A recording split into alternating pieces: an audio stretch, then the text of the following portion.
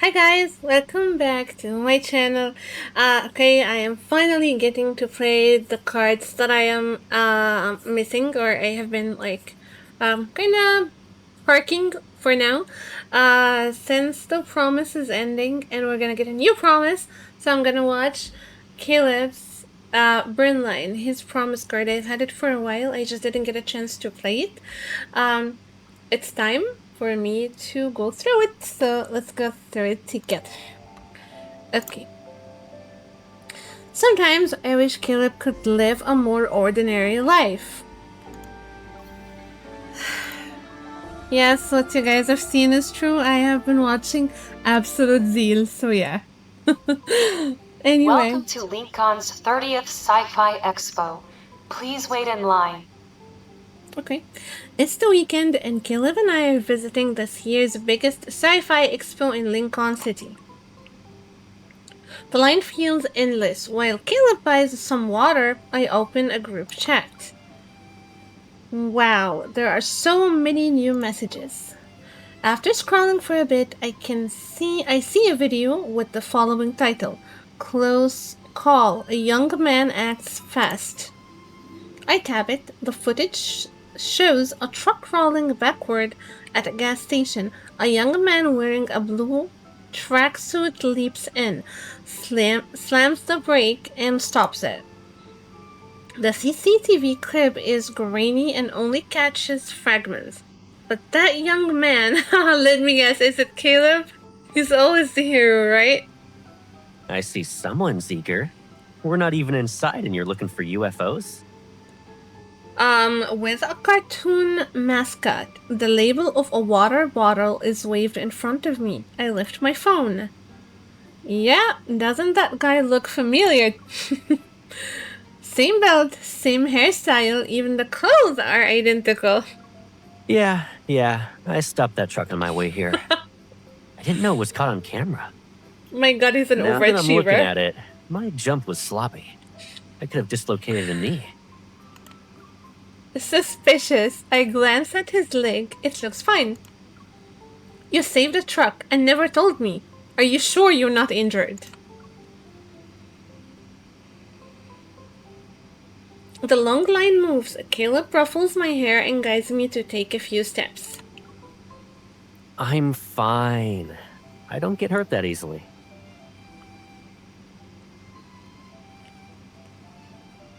The hall is divided by themes. We walk through the sci-fi movie section near the entrance and check things out as we go.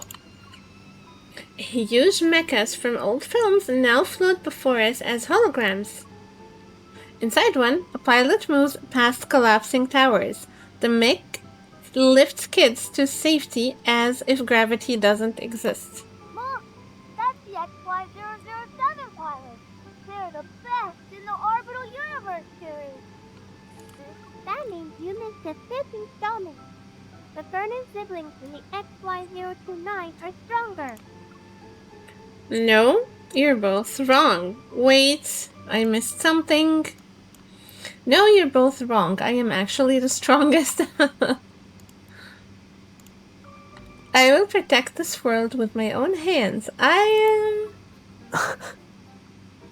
Caleb! I knew she was gonna say this.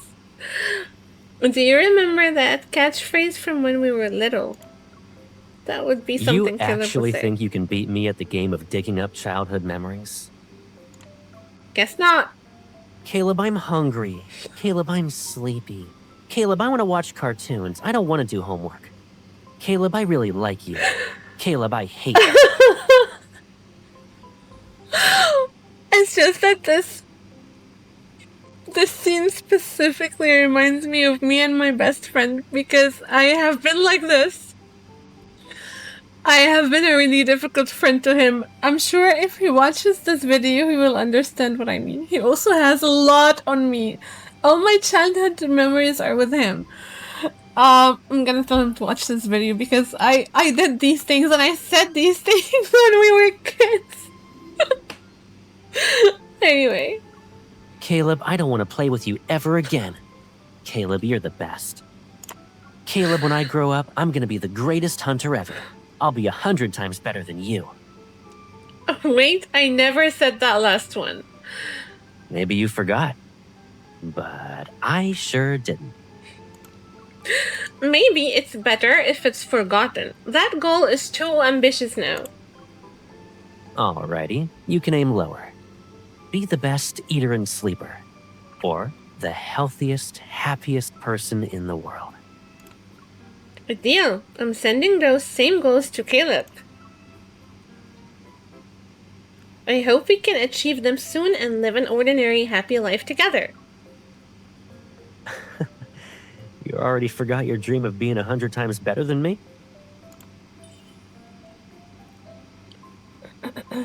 I link arms with him and watches our shadows stretch into one long figure across the floor.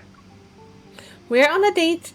Being better than Caleb can wait. We're on a date. That's really nice. I really love that they started being really, really official and open about going on dates. Finally! Past the movie section, a huge model assembly zone fills the center area. Kids are building mechas. That's the XY007.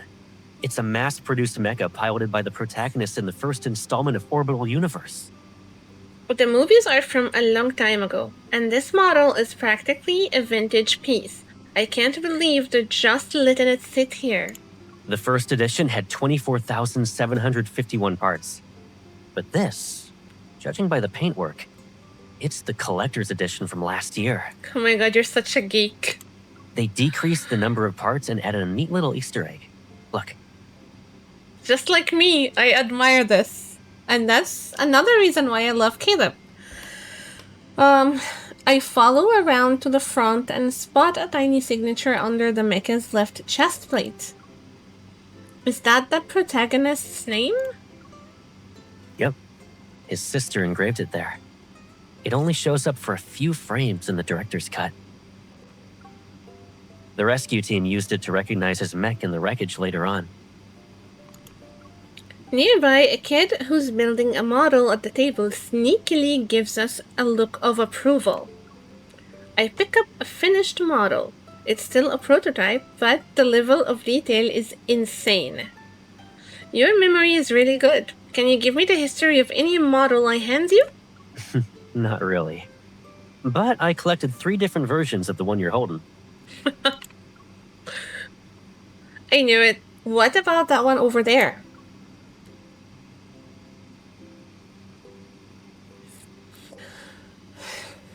I'm chilling with the soundtrack. It's nice to have something fun for a change after the last 2 myths. Will not really last, because I just recently rewatched Silas's, so my heart was broken twice with Zane and then Silas. Anyway, we stroll through the exhibit while stopping here and there. We soon find ourselves at an empty assembly table. Most of the people nearby are kids with their parents. In groups, they piece together small mechas. I wonder if any of them will grow up to be like you, who knows every model like an old friend.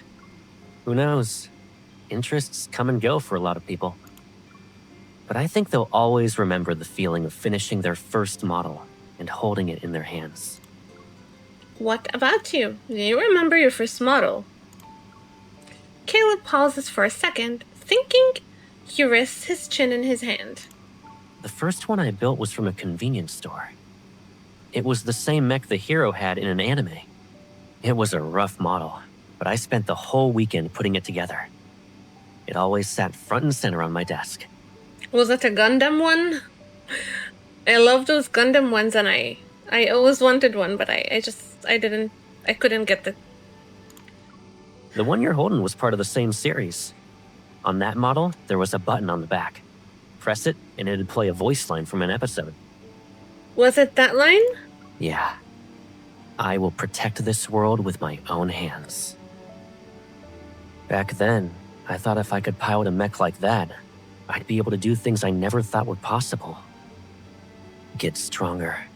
Save more people. Looking back, it sounds kinda naive. Nuh-uh! You're still the same, Caleb. I have a video on my phone to prove it.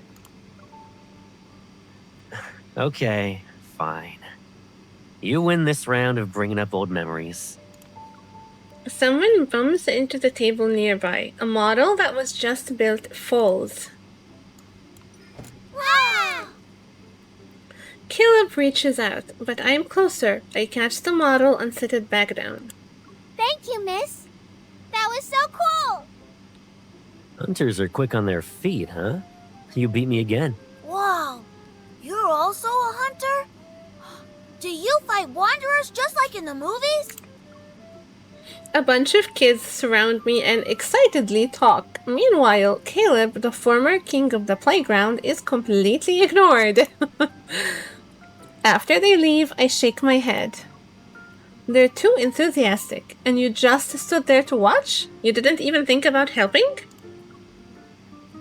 They all looked up to you. I figured you were enjoying the attention. Of course I was. In their eyes, I am cooler than you. Don't celebrate too early. You might have saved the model, but I'm faster at assembling one. I wonder who the kids will think is cooler. You're so childish, Caleb. You're all bark and no bite. Let's see if that's actually the case. We're adults now, so I don't need to go easy on you anymore. Don't get cocky. Sure, you've built 1,000 mechas, but there are other models I am more familiar with. Yeah, like what? Like what, MC? I swipe the screen and pull up a blueprint of a model wanderer. I sent it to him. Okay, let's go with that one. That's gonna be your date? You guys are gonna, like, build... Actually, it's a pretty cool date. If someone took me on a date, like, to build models of mechas, I would love that. I am that geek. Well, anyways, 2 minutes in, I am still zooming in on the model's head to study the details. Behind me, I hear the sounds of a model being quickly assembled. It's a freaking pro, man. I look back. Caleb is already busying himself. His hands move so swiftly that the kids nearby stare in awe. I thought picking a model I knew well would give me an edge. I'll have to change my strategy. What are you looking at? Are you gonna copy my work? Even as he talks, he keeps picking up parts and putting them together. My face is close to his. Caleb, look at me. She's trying to distract him. He's really smart. I love this. You're cheating because you can't beat me fair and square? Typical. Caleb, I really like you. Stop that. Are you here to compete? Or do you just want to mess with me? I just want to mess with you. I just want to have fun. A little bit of both. Caleb's hands freeze and he looks at me. I wink at him several times. I really like this. It's really cute. Suddenly, everything goes dark. He tossed his jacket over my head. Caleb! You're allowed to cheat, but I can't think of a way to defend myself? Aw, so cute. So cute. Anyways, I lift a corner of the jacket. All I can see is the faint smile on his lips. You still want to compete? Or are you gonna let me win? You're gonna win anyway. We're still competing, but give me a second. I still need to look at the blueprint. Sure, go ahead. He's gonna win. The contest ends in an unexpected way. Halfway through, Caleb realizes an important piece is missing. He looks everywhere but can't find it. Just as he spots it on a nearby table, I finish attaching the head to my Wanderer model. We won? That was unexpected. Are you ready to admit defeat? Caleb attaches the missing piece, makes a few final tweaks, and then makes his model. Give me a salute. It's saying, I surrender.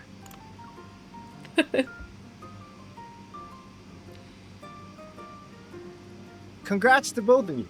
You can pick up your gift at the exit. Holding two rubber keychains shaped like oddly cute mechs. We leave the exhibit with mixed feelings. Is this supposed to be a mech? It looks... Judging by the color scheme, it's probably based on the XY007. It's just missing a few details, you know? Sorry.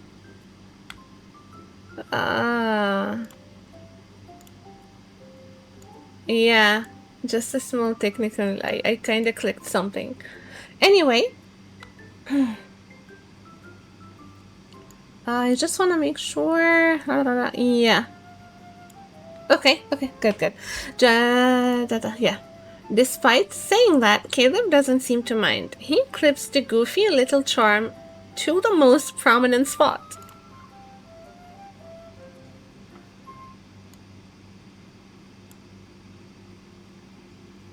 The sun is already setting as we head toward the exit with the crowd. As the glass doors slowly open, a cool breeze hits my face, but there's something else. It's a strange feeling I can't quite explain. Something's not right. What's wrong? Are your eyes bothering you? I look up and see a massive black figure falling straight toward the crowd. Oh, watch out. In the blink of an eye, the object stops in midair. It's suspended just a meter above everyone's heads. Oh my god. That must be heavy. Guided by the gravity evil, it's slowly lowered to the ground. Only then do I realize it's a giant billboard. Oh, okay. Warning. Abnormal energy fluctuation detected. The source is... What kind of wanderer thinks it's fun to throw stuff from high up? I need to get upstairs and check it out. Can you stay here? There might be more falling objects. Leave it to me. I'll keep this closet clean. Of course. I send the emergency alert to the hunters within the area.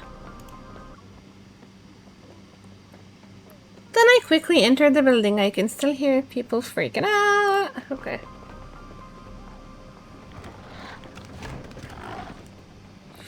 As the roars grow louder, the wanderer hidden deep within the hallway finally reveals itself. There are still a lot of people here. I need to finish this really quickly.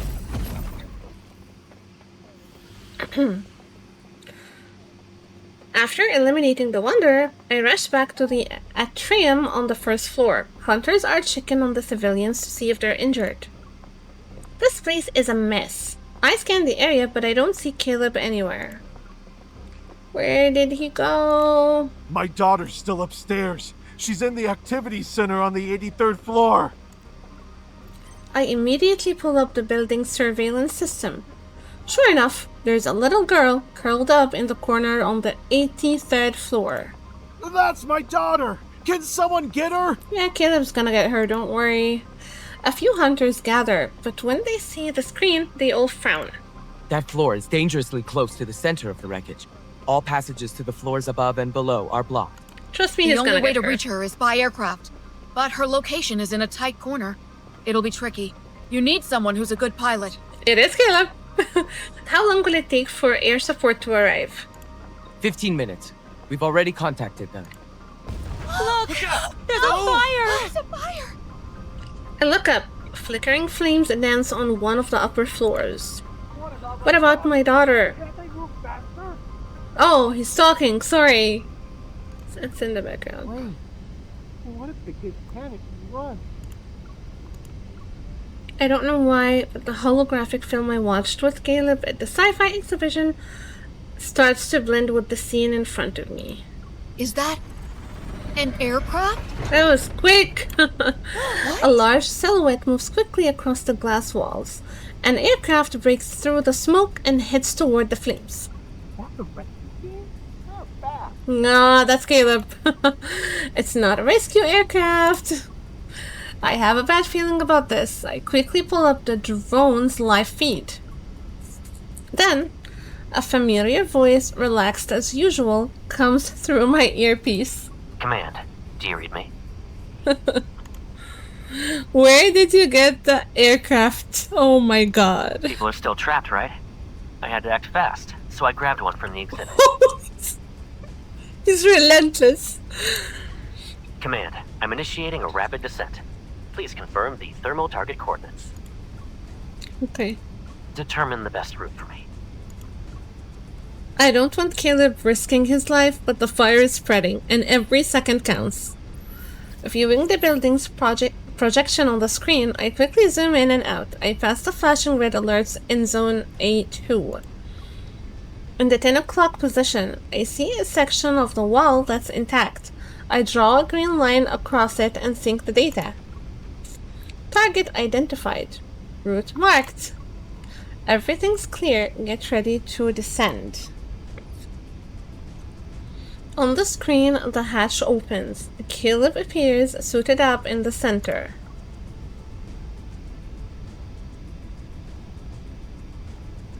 He looks hot.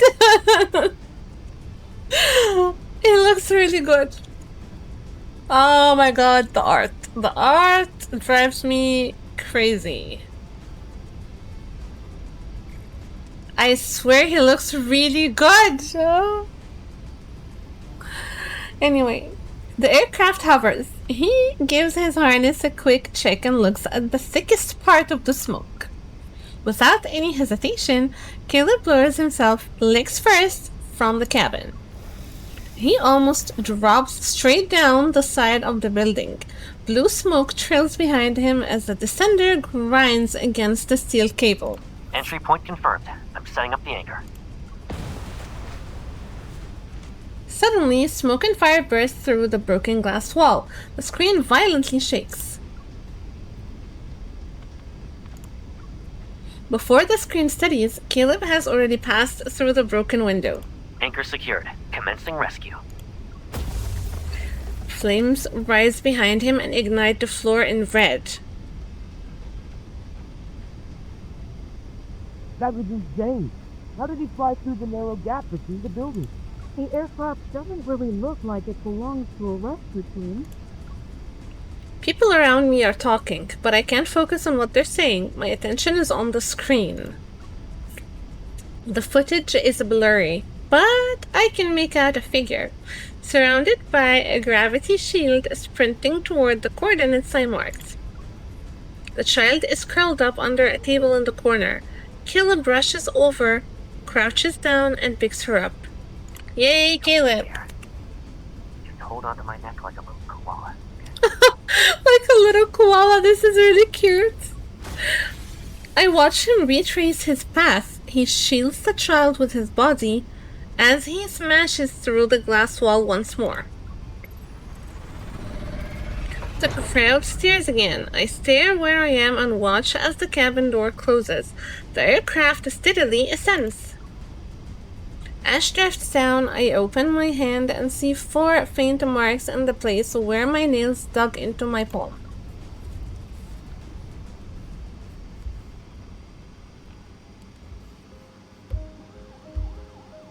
Sorry guys, my phone was ringing.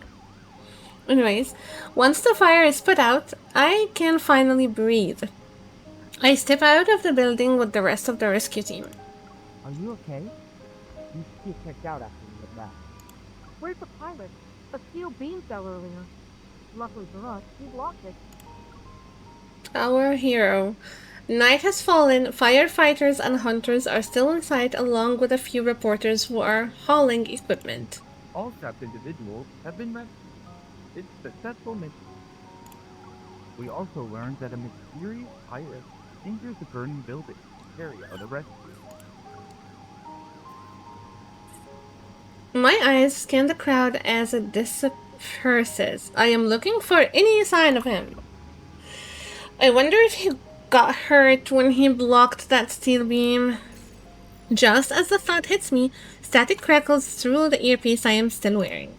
I'm at that nearby Cloud Cafe. I'm waiting for you. What do you want to drink? I can't believe him. Oh my god, he's so freaking cool. He really is. Like, he's really cool. I look across the street. A cloud-shaped sign glows softly in the night. By the window, Caleb tilts his head, His phone between his shoulder and ear, he uses his other hand to flip through the drink menu.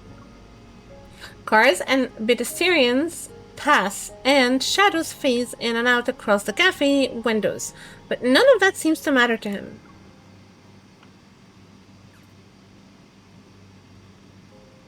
I grab Caleb's arm and check it front and back. Then I walk behind him to look for any brands he might have ignored. Are you done with your inspection? Is any of the equipment damaged?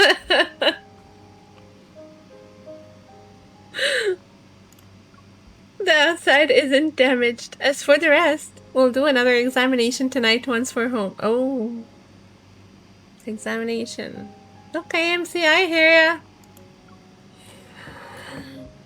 I pull out a chair and sit beside him. Only then do I notice a patch, likely from the smoke and dust, along his jawline. If I find out you're hiding your injuries again, I swear I am not letting you off the hook. Sure. I guess it's my turn to fuss over you now. How long are you gonna walk around with a face covered in smudges? I should have kept that pen from earlier. I could have drawn a nice little mustache on your face. You have smudges on your face too. I just haven't figured out how to say it with that annoying tone you use. Here's a wet wipe. Caleb with a smudged face. Caleb takes the wipe, but instead of using it on himself, he gently turns my chin and starts cleaning my face. By the way, there are people outside looking for you. They want to do an interview. I bet they didn't expect someone to do a heroic deed only to disappear right after. What was I supposed to do? Stick around and wait for them to give me a gold star sticker? I loved those stickers when I was a kid. Anyway, just get things done. No need to make a fuss about it. Yep, that's so Caleb. His hand pauses before he taps my cheek. Actually, I do care about how I look. To you.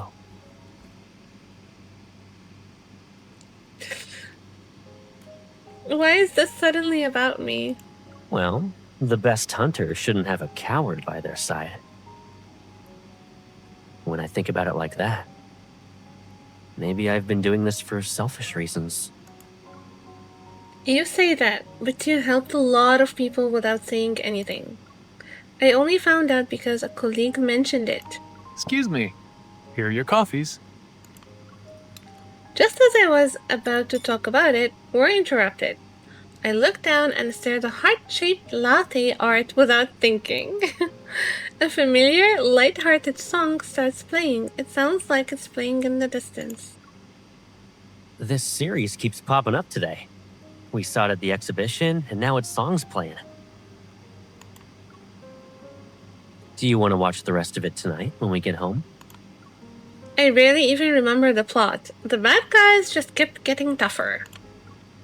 But in the beginning, the hero only wanted to protect the idea of an ordinary life for himself and those he loved. Stories need conflict. The protagonist can't have a smooth journey. The same can be said about real life. When you try to protect something, not everything will go according to plan. You get hurt. And this time, you got out with a few scrapes. That's already lucky. We're quiet. The only sound I hear is Caleb setting his cup down on the saucer. Hey, we did a great job together. Why are you saying it was all thanks to our luck? I was just thinking out loud. Anyway, having you come back safe and sound is the best thing that happened today. We'll think of it like that then. I hope we're lucky every time. I used to think that nothing else mattered so long as the mission was completed. Even if I got hurt, the injuries will eventually go away. But before I landed today, you were so nervous that your voice was shaking when you gave out that order. That's when I thought, I should try to not get hurt. We gotta save the cute band-aids you bought.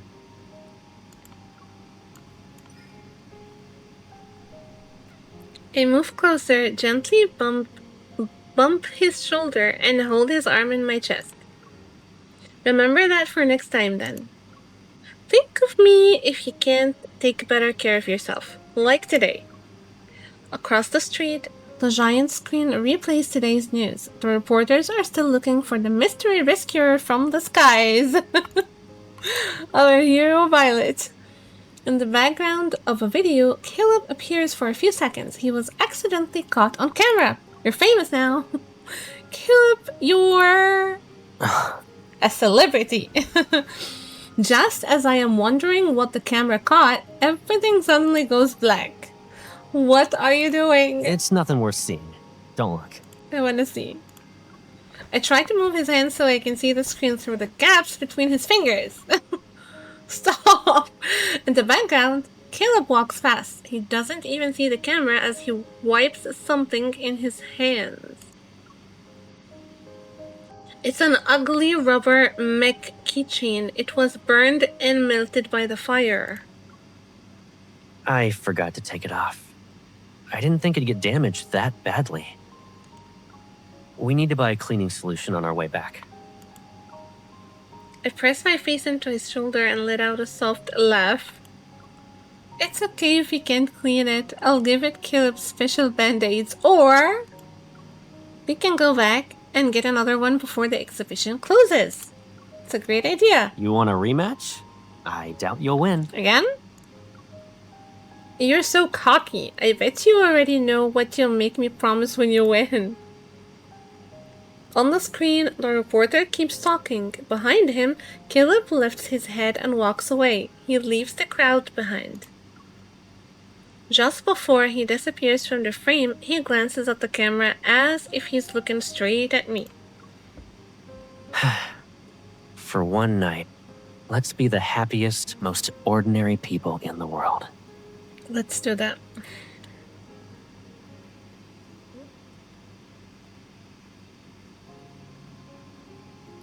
It ended? I really liked it.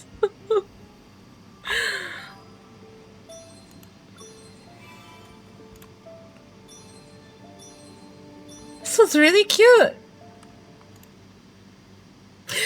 I actually loved it, guys. I didn't think it was gonna be this cute. I knew it was like from the picture it would have like some action. Usually when we have, or not really usually, but I think in a couple of promises we usually have like a card that's really cute and fluffy and another one with some action. So I thought this one would be like, it did have action, but it was really cute.